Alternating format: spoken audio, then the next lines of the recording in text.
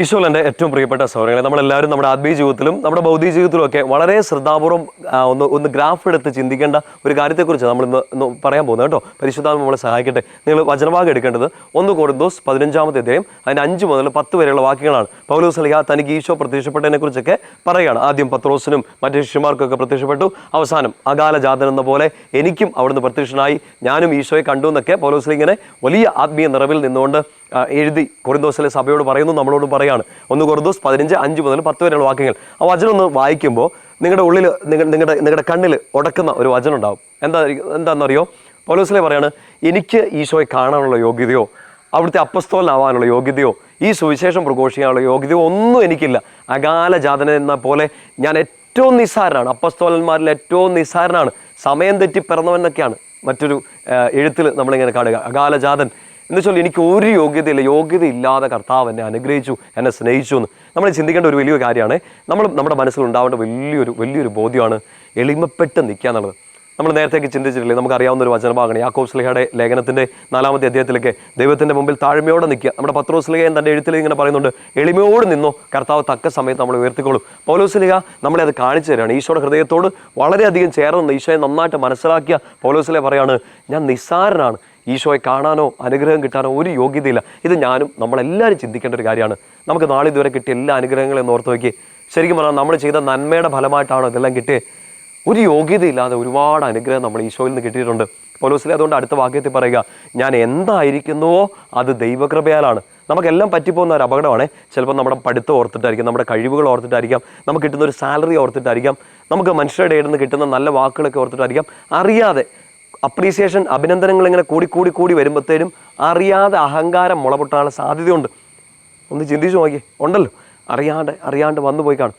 നമ്മുടെ ഉള്ളിലോട്ടൊന്ന് നോക്കിയാലേ കുറേയും കൂടെ ചീഞ്ഞ് കിടക്കുന്നതൊക്കെ മനസ്സിലാവും. ചിലപ്പോൾ ഒരു പ്രവണത കാണും, അങ്ങോട്ട് കൈ ചൂണ്ടാനും ഇങ്ങോട്ട് കൈ ചൂണ്ടാനും ഒക്കെ. ഉള്ളിലോട്ടൊന്ന് കൈ ചൂണ്ടുക. ആൾക്കാർ നല്ല പറഞ്ഞപ്പോൾ, നമ്മളിങ്ങനെ ഉയർന്നപ്പോൾ, നമ്മളെ കർത്താവ് പൊക്കി നടത്തിയപ്പോൾ പൊക്കി പിടിച്ച കർത്താവിനെ മറന്നുപോയി നമ്മളെ ഒന്ന് പൊക്കി പിടിച്ചു.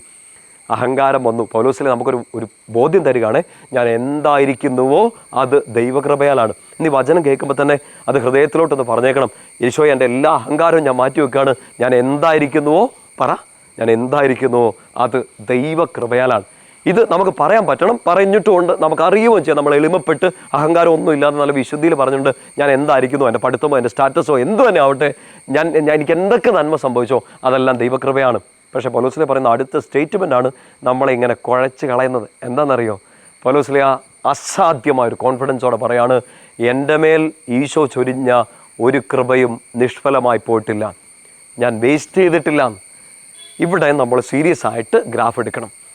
ഈ ഭൂമിയിൽ ജന്മം കിട്ടിയ സമയം മുതൽ, നമ്മുടെ ഓർമ്മയൊന്ന് തെളിഞ്ഞ സമയം മുതൽ, നമ്മുടെ പഠിത്തമാവട്ടെ, ജോലി, കരിയർ, നമ്മുടെ ശുശ്രൂഷ എന്ത് തന്നെ ആവട്ടെ, നമുക്കറിയാം എളിമയോടുകൂടി നമ്മളത് സമ്മതിക്കുന്നു, നമ്മൾ എന്തായിരിക്കുന്നു അത് ദൈവകൃപയാലാണ്.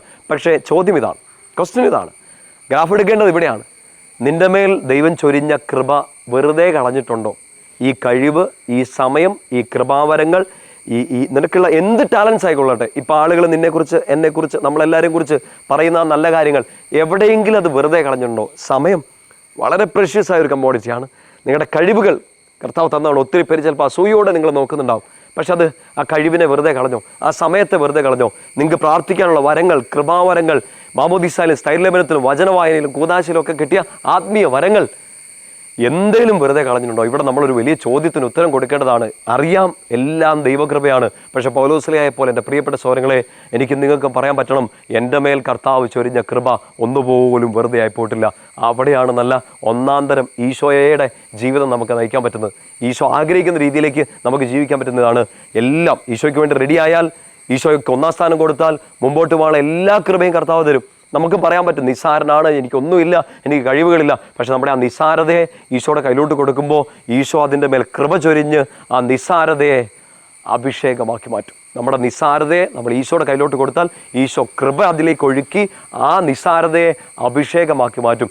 അത് എപ്പോഴും ഓർത്തേക്കണം. അതുകൊണ്ട് കുറവുകളാണ്, സങ്കടങ്ങളാണ്, അകാലജാതനാണ്, നിസ്സാരനാണ്, പൗലോസ് ശ്ലീഹ അങ്ങനെ പറഞ്ഞ് സങ്കടപ്പെട്ടിരിക്കുകയല്ല. പക്ഷേ ഈശോയുടെ കയ്യിലോട്ട് ജീവിതം മുഴുവൻ കൊടുത്തു. ആ ജീവിതം കൊടുത്തപ്പോൾ ആ നിസ്സാരനായ മനുഷ്യനെ കർത്താവ് അസാധാരണക്കാരനാക്കി മാറ്റി. കാരണം എക്സ്ട്രാ ഓർഡിനറി ലൈഫുകളെ മാറ്റിയെടുക്കുന്ന, അഭിഷേകമാക്കി മാറ്റുന്ന ഒരു ഓർഡിനറി ലൈഫൊക്കെയാണ് നമുക്കങ്ങ് ചിന്തിക്കും. പക്ഷേ we believe in an extra ordinary God. നമ്മുടെ ജീവിതം വളരെ ഓർഡിനറി ആയിരിക്കും. നമ്മൾ വിശ്വസിക്കുന്ന നമ്മുടെ കർത്താവ് എക്സ്ട്രോർഡിനറിയാണ്. നിസാരക്കാരനെ അപാരനാക്കാൻ, മിടുക്കനാക്കാൻ, മിടുക്കിയാക്കാൻ പറ്റുന്നൊരു കർത്താവ്. ആ കർത്താവ് തന്ന കൃപയാണെല്ലാം. ഒന്നുപോലും വേസ്റ്റാക്കാതെ, ഒരു സമയം പോലും പാഴാക്കാതെ ഏറ്റവും വിശുദ്ധിയിൽ സൂപ്പറായിട്ട്, ഈശോയിൽ സൂപ്പറായിട്ട് ജീവിക്കുക. കർത്താവ് അതിനുള്ള എല്ലാ കൃപയും നിങ്ങൾക്ക് തരും, നമുക്ക് ഓരോരുത്തർക്കും തരും. നമുക്ക് പരസ്പരം പ്രാർത്ഥിക്കാം. ഈശോ അനുഗ്രഹിക്കട്ടെ. ഈ ദിവസം ഇനിയുള്ള മണിക്കൂറുകളെല്ലാം വലിയ അഭിഷേകത്തിൽ കൃപയിലാവട്ടെ. ഒന്നുപോലും വെറുതെ കളയാതെ ഈശോയ്ക്ക് വേണ്ടി ജീവിക്കുക, വിശുദ്ധിയിൽ ജീവിക്കുക. തമ്പുരാൻ അനുഗ്രഹിക്കട്ടെ. പിതാവിൻ്റെയും പുത്രൻ്റെയും പരിശുദ്ധാത്മാവിൻ്റെയും നാമത്തിൽ ആമേൻ.